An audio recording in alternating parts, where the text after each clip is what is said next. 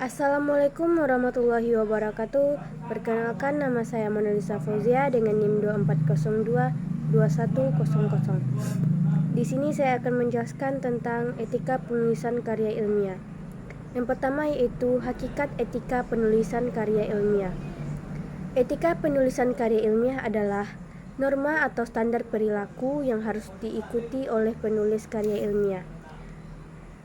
Etika ini mengatur bagaimana penulisan karya ilmiah dilakukan, baik yang boleh dilakukan maupun tidak boleh dilakukan. Beberapa prinsip etika penulisan karya ilmiah diantaranya akurat dalam menulis, jujur dalam menulis, menjunjung tinggi tanggung jawab, tidak mengubah fakta dengan dugaan, tidak menyembunyikan kebenaran dengan menggunakan ambiguitas. Contohnya yaitu plagiat. Plagiat merupakan salah satu penyimpangan etika dalam penulisan karya ilmiah. Yang kedua yaitu tata tulis karya ilmiah. Tata tulis karya ilmiah diantaranya 1. Karya tulis ilmiah menyajikan fakta objektif secara sistematis atau menyajikan aplikasi hukum alam pada situasi spesifik. 2. Karya ilmiah ditulis secara cermat, tepat, benar, jujur, dan tidak bersifat terkaan. Dalam pengertian jujur, terkandung sikap etik penulisan karya ilmiah, yakni mencantumkan rujukan dan kutipan yang jelas. Yang ketiga, karya tulis ilmiah disusun secara sistematis. Setiap langkah direncanakan secara terkendali, konseptual, dan prosedural. Yang keempat, karya tulis ilmiah menyajikan rangkaian sebab akibat dengan pemahaman dan alasan yang indusif, yang mendorong pembaca untuk menarik kesimpulan. 5. Penulisan karya ilmiah mengandung pandangan yang disertai dukungan dan pembuktian berdasarkan suatu hipotesis. 6. Karya ilmiah hanya mengandung kebenaran faktual, sehingga tidak memancing pertanyaan yang bermakna keraguan. Yang ketiga yaitu plagiarisme. Dalam penulisan karya ilmiah, tindakan plagiarisme atau menjiplak karya orang lain dan mengklaim karya orang lain sebagai karyanya sendiri merupakan suatu pelanggaran dalam etika penulisan karya ilmiah. Berikut beberapa jenis plagiarisme karya ilmiah.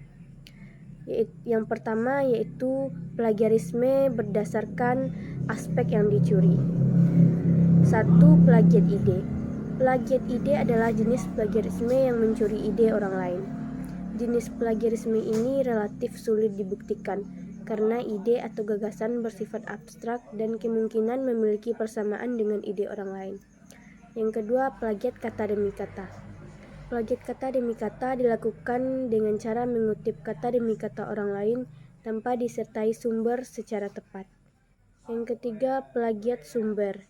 Plagiat sumber adalah jenis plagiat yang tidak menyebutkan referensi atau sumber yang dirujuk dalam kutipan. Plagiat ini memiliki kesalahan yang fatal karena tidak menyebutkan secara lengkap sebab selengkap-lengkapnya referensi yang dirujuk dalam kutipan. Yang keempat, plagiat kepengarangan. Plagiat kepengarangan adalah jenis plagiarisme yang mengakui karya tulis orang lain menjadi karya tulis susunannya sendiri. Yang kedua, jenis plagiarisme berdasarkan kesengajaan. Yang pertama, plagiat yang dilakukan secara sengaja. Plagiarisme yang dilakukan secara sadar menggunakan, meminjam, menjiplak karya orang lain baik berupa ide, gagasan, kalimat, dan teori tanpa mencantumkan sumber referensi. Yang kedua, plagiat tidak sengaja. Plagiarisme yang tidak sengaja dilakukan menggunakan, meminjam, menjiplak karya orang lain karena kurang memahami dalam mengutip. Yang ketiga, jenis plagiarisme berdasarkan pola yang digunakan. 1. Plagiarisme total. Plagiarisme ini merupakan plagiarisme yang dilakukan seorang penulis dengan cara menjiplak atau mencuri karya orang lain seluruhnya dan mengklaim sebagai karyanya. Yang kedua, plagiarisme parsial.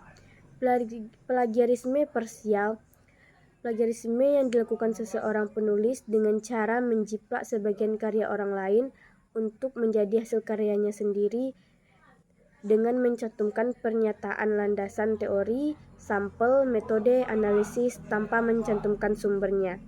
Yang ketiga yaitu autoplagiasi. Plagiat ini dilakukan seorang penulis terhadap karyanya sendiri, baik sebagian maupun seluruhnya. Contohnya, ketika penulis suatu artikel ilmiah mengcopy paste bagian-bagian tertentu dari hasil karyanya dalam suatu buku yang sudah diterbitkan tanpa menyebutkan sumbernya. Yang keempat yaitu plagiarisme antarbahasa. Plagiasi ini merupakan jenis plagiarisme yang dilakukan seseorang penulis dengan cara menerjemahkan suatu karya tulis yang berbahasa asing ke dalam bahasa Indonesia. Kemudian penulis tersebut menjadikan hasil terjemahan tersebut sebagai hasil karya tanpa menyebutkan sumbernya. Itu saja yang dapat saya sampaikan. Sekian, terima kasih.